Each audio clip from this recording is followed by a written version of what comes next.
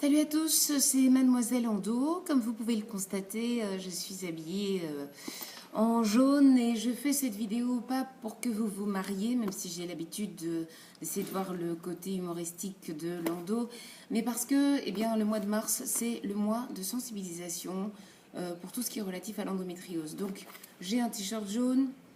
J'avais pas de casquette jaune, donc j'ai mis une trousse de toilette jaune. J'ai mon petit cabas. Et puis à l'intérieur de mon cabas, il y a ce que je considère comme le symbole même de l'endométriose. Malheureusement, les couches de maternité, il n'y en a pas de jaune. Donc j'ai pris une serviette, voilà, même si c'est pas le genre de serviette que j'utilise. Vous, les nanas qui avez des règles pas du tout abondantes, vous ne connaissez pas votre bonheur. Parce que moi, ma couche, elle tient certainement pas là-dedans.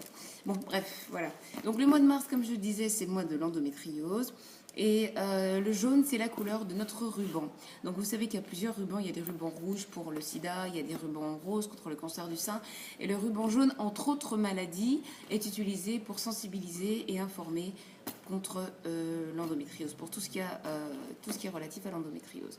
Voilà, donc c'est une semaine, une quinzaine, un mois, où notamment à travers le monde, plusieurs artistes atteints d'endométriose aux États-Unis, en Amérique latine, en France, comme Imani, vont passer sur les plateaux télé, vont passer dans les chaînes de radio pour sensibiliser, pour parler de leur expérience personnelle.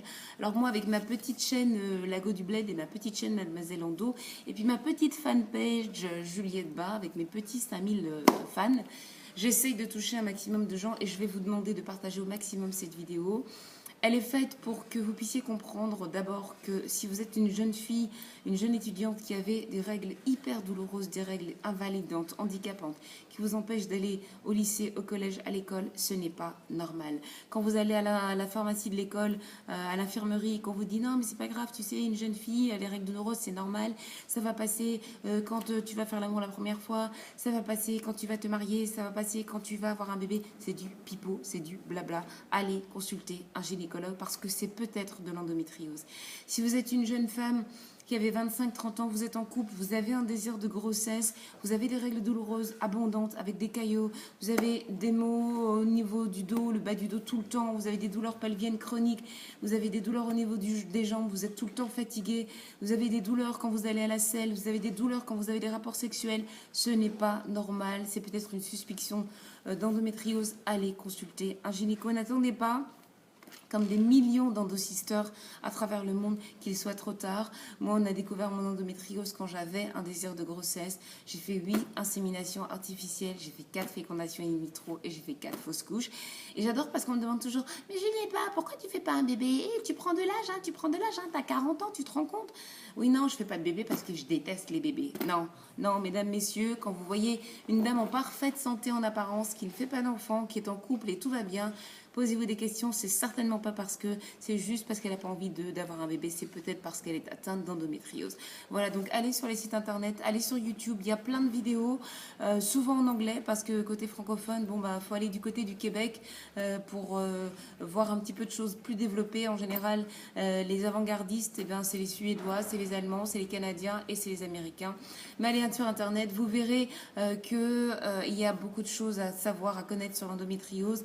Donc si vous avez une sœur, une cousine, une compagne qui a des règles hyper douloureuses, si vous essayez de faire un enfant depuis 1 an, 2 ans et qu'on vous dit mais non, c'est dans la tête, vous savez, quand on arrête la pilule, il faut attendre 6 mois, 1 an, que le corps se remette en place. Et puis vous inquiétez pas, mademoiselle, vous êtes super jeune, c'est le stress, tout ça, faites du yoga, faites de la relaxation, ça va aller.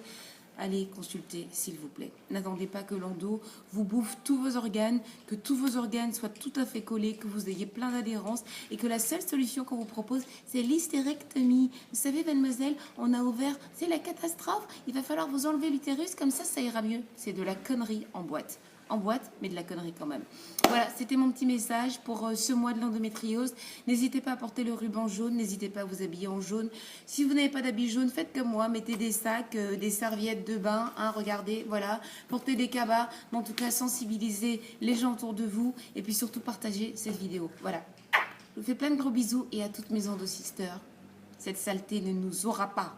Yes, endosister, power girl. Prenez soin de vous.